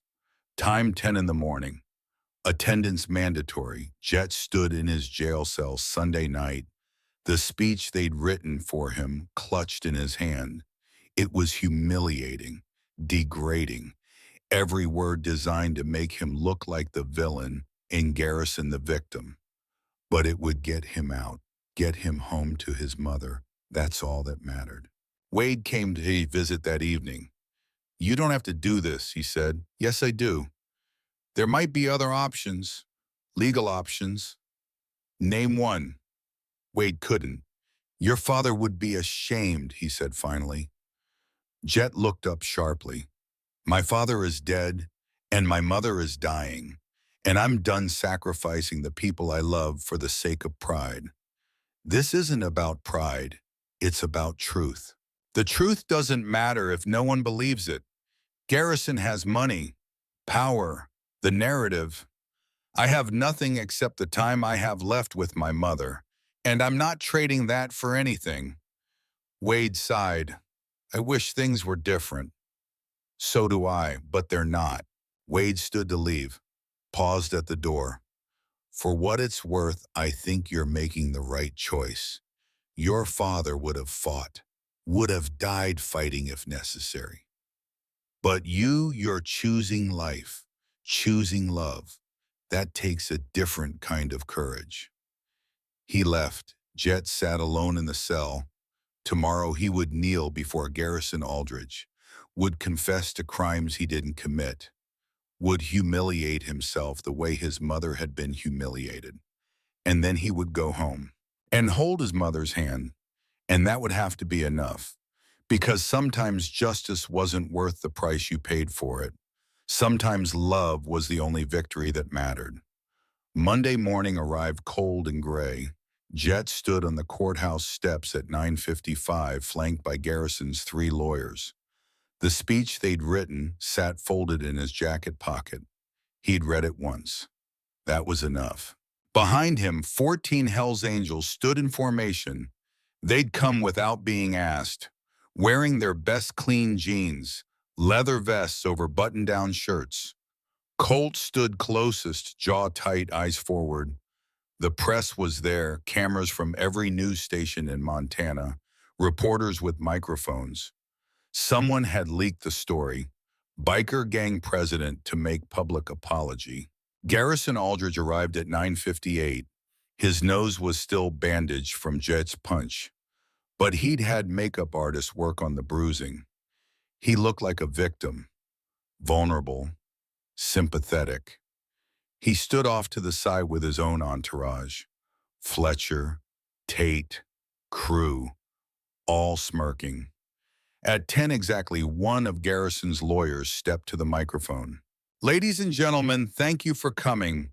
Mr. Jericho Calloway has asked to make a statement regarding recent events involving my client Garrison Aldridge." The lawyer stepped back. Jet approached the microphone. The cameras clicked, flashed, recorded. He pulled out the speech, unfolded it. His hands were completely steady. He looked at the words designed to destroy him. Then he looked past the cameras, past the reporters, past Garrison's smug face, and he saw her. Iris Calloway, standing at the back of the crowd, Rosalie holding her arm to steady her. She'd insisted on coming, wanted to be there for her son. Their eyes met across 50 feet of Montana morning, and Jet made a choice. He folded the speech, put it back in his pocket. "My name is Jericho Calloway," he said into the microphone. His voice was clear, strong. "I'm the president of the Montana Nomads chapter of the Hells Angels Motorcycle Club. I'm 53 years old and I'm a son." Garrison's lawyer stepped forward. "Mr. Calloway, we agreed." "I know what we agreed," Jet said, "but I'm not doing it." The lawyer's face went red. "Then you're going to prison for 5 to 10 years. "I know." Jet turned back to the microphone, to the cameras. to the world. Garrison Aldridge wants me to apologize, to get on my knees and confess to harassing him, to say I'm a dangerous criminal who threatened an innocent man. Jet's voice was calm, matter of fact. And he's offered me a deal. If I humiliate myself publicly, he'll let me go. I'll get 30 days instead of 5 years. I'll be free to spend my mother's last weeks with her before the cancer takes her. Gasps from the press. Cameras swiveled to Iris.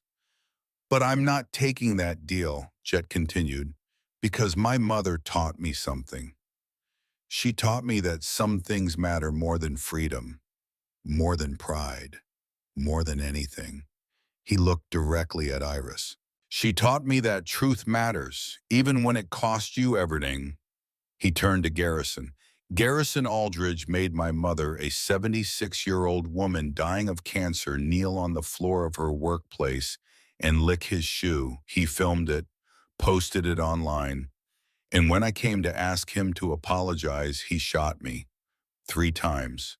And now he wants me to pretend he's the victim. The press erupted. Questions shouted, cameras flashing. Garrison was shouting at his lawyers, his face purple with rage. Sheriff Wade was pushing through the crowd, but slowly, not rushing. Jet kept talking. I've done wrong things in my life. I've broken laws, hurt people. I ran away from my mother for 35 years because I was too much of a coward to face her. So yeah, I'm not a good man, but I'm not going to lie. Not for Garrison Aldridge. Not for anyone. He stepped away from the microphone. Garrison's lead lawyer grabbed his arm. You just signed your own death warrant. My client will... But he didn't finish, because Iris Calloway had walked through the crowd, Rosalie trying to stop her. But Iris pushed forward. She climbed the courthouse steps, slow, painful, each step an effort. She reached Jet, looked up at her son, and smiled. I'm proud of you, she said quietly. Then she turned to face the cameras. This tiny woman in a borrowed dress, this dying waitress who'd spent 35 years serving others. My name is Iris Calloway, she said, her voice carried despite being soft. And I'm this man's mother. The press went silent, listening. Garrison Aldridge humiliated me because his father loved me and I couldn't love him back. 28 years of bitterness passed from father to son, and my son, my beautiful, stubborn, broken son, came home after 35 years to make it right. Tears streamed down her face. He made mistakes. He got angry. He threw a punch when he should have walked away. But he did it because he loves me. And I would rather have 3 more weeks with a son who loves me too much than 3 more years with a too afraid to stand up. She took Jet's hand. So if they take him to prison, I'll visit him every day I have left. And I'll die knowing my son finally came home. That's enough. That's more than enough. She looked at Garrison. You wanted to see me humiliated again. You wanted my son on his knees. Well, here we are. Take your victory. But know this, you'll spend your life with money. We'll spend ours with love. I know which I'd choose. Then she collapsed. Jet caught her. Mom. Rosalie was there in seconds. Ambulance, someone call an ambulance. The press swarmed, cameras everywhere. And in the chaos, as Jet held his mother as the sirens approached, Sheriff Wade quietly walked up to Garrison Aldridge. Garrison, Wade said conversationally, I've been reviewing those photos Jet showed me. The illegal surveillance. Turns out there were legal cameras on that street too. City traffic cameras. And they show the same things. Cocaine purchases, drunk driving, everything. Garrison's face went white. You can't. I already did. Warrant was approved this morning. You're under arrest for possession with intent to distribute, 3 counts of DUI, and obstruction of justice. Wade smiled. Turns out money doesn't buy everything. As Wade cuffed Garrison as his lawyers shouted as Fletcher and Tate and crew scattered like rats, Jet held his mother. You're gonna be okay, Mom, he whispered. I know, she said, because you're here. The ambulance took Iris to Billings General. The police took Jet to county jail. And Garrison Aldridge, for the first time in his life, learned what consequences felt like. Jet spent 3 days in county jail before bail was posted. Not by his chapter, by an anonymous donor, $50,000 in cash. The note said, for Iris, Jet never found out who. He went straight to the hospital. Iris was in room 312, hooked up to machines, her breathing shallow, but alive. Jet sat beside her bed, took her hand. I'm here, Mom. Her eyes open and, Jericho. I'm sorry I got arrested. I'm sorry I... Stop. Her voice was weak but firm. You did the right thing. You stood up. You told the truth. I'm proud of you. Garrison's in jail. Wade arrested him. Drug charges. They're going to stick. Iris smiled. Good. Mom, I need to tell you something. What? I found something in Dad's things, letters he wrote to me.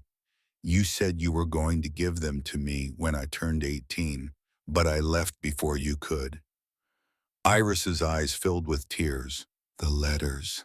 I read them, all of them. And Mom, he loved me. He really loved me. Of course he did. I spent 35 years thinking he didn't, thinking I wasn't enough, but he said I was the reason he survived the war, that I made him want to be better. Jet was crying now, this man who hadn't cried in decades. I wasted so much time, Mom. So much time running from something that wasn't even real. Iris squeezed his hand. You're here now. That's what matters. How long do I have with you? The doctor had given Jet the update. 2 weeks, maybe 3. Long enough, Iris said. Long enough to say everything we need to say. Those 2 weeks were the most important of Jet's life. He moved into the hospital, slept in the chair beside Iris's bed. The nurses brought him blankets, coffee, turned a blind eye when he stayed past visiting hours. They talked about everything. Thomas, the early years, the hard years after he died, Jet's childhood, the mistakes they'd both made.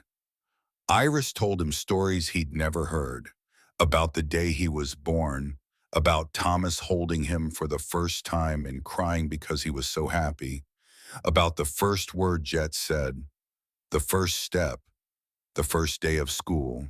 Jet told her about his life, the chapters he'd built, the brothers he'd found, the roads he'd ridden, the woman he'd loved and lost in his 30s, the mistakes he'd made, the people he'd hurt. And Iris listened, never judged, just listened. On the 10th day, she asked him to read Thomas's letters aloud, all of them. So Jet did. He read about how much Thomas loved her, how proud he was of Jet, how he hoped his son would grow up to be a better man than him, how he was sorry for the darkness he carried from the war, how he was trying to be better. The last letter was dated the day before Thomas died. Jet, if you're reading this, I'm gone.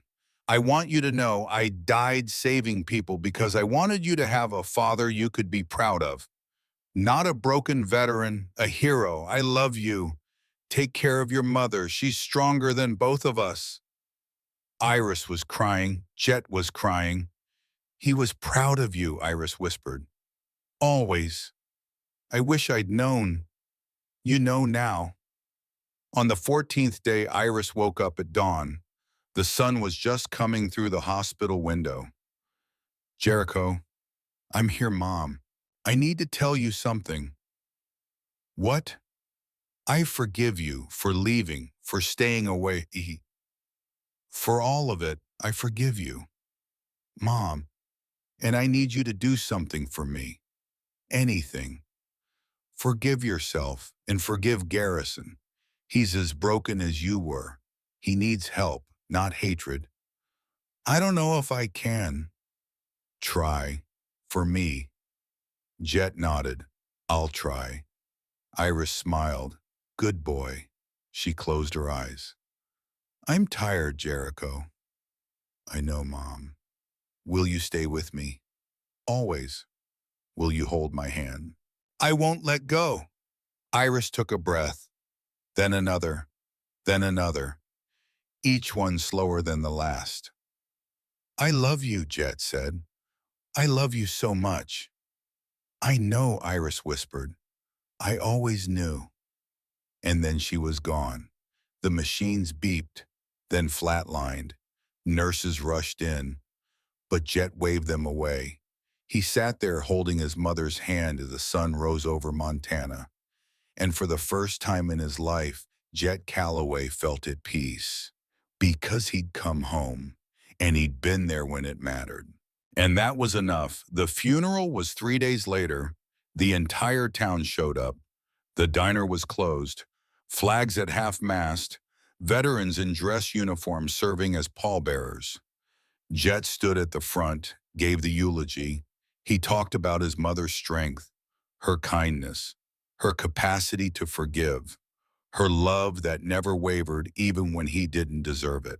He talked about her work, 35 years serving people with grace, how she made everyone feel seen, valued, how she remembered everyone's order, everyone's name. He talked about her love for Thomas, how she stayed faithful to a memory for 28 years because that's the kind of woman she was. And he talked about forgiveness, how she'd taught him that love was stronger than hate, that mercy was stronger than revenge. When he finished, there wasn't a dry eye in the church. They buried Iris next to Thomas, side by side, together again after all these years. Jet stood at the grave after everyone left, just him and the Montana wind. I'm sorry I took so long, Mom, he said, but I'm here now, and I promise I'll try to be the man you wanted me to be. He turned to leave and saw Garrison Aldridge standing 20 feet away. Garrison looked different, thinner, tired. The arrogance was gone. He wore plain clothes, no expensive watch, no designer labels. I'm sorry, Garrison said. I know I have no right to be here, but I needed to say something. Jet's hands clenched into fists, but he thought about Iris's last words. Forgive him. Talk. Garrison walked closer, stopped a respectful distance away. I went through my father's things, found his journals, read them all. He pulled out a worn leather book. He wrote about your mother, a lot, and I realized he was never angry at her. He was angry at himself for not being able to let go, for wasting his life on bitterness. Garrison's voice cracked. He poisoned me, filled my head with lies about your family, made me hate people I didn't even know, and I became just like him, bitter, empty, using money to fill a hole that couldn't be filled. Why are you telling me this? Because I can't take back what I did, but I can try to make it mean something. I started a foundation, the Iris Calloway Foundation, for terminally ill patients who can't afford care. I put in $30 million, half my inheritance. Jet stared at him. I'm also volunteering there, full time. I sold the mansion, moved into an apartment, got sober, started therapy. Garrison looked at the grave. Your mother said something to me at the memorial. She said I'd die alone like my father unless I learned that some things can't be bought. And she was right. I've been alone my whole life, surrounded by people, but completely alone. He looked at Jet. I'm not asking for forgiveness, I don't deserve it, but I wanted you to know she changed me. In her last days dying of cancer after everything I did to her, she still had the strength to see me as human, to hope I could be better. Tears rolled down Garrison's face. I'm going to spend the rest of my life trying to prove she wasn't wrong. Jet was quiet for a long moment. Then he nodded. My mother's last words to me were to forgive you. I told her I'd treat. That's more than I deserve. Yeah, it is. They stood in silence, not friends, not even close, but maybe someday something other than enemies. The foundation, Jet said. You need help running it. Garrison looked up, surprised. Yes, always. My chapter. We have connections, people.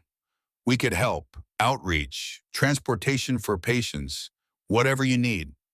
You do that, not for you, for my mother, to make sure her name means something good.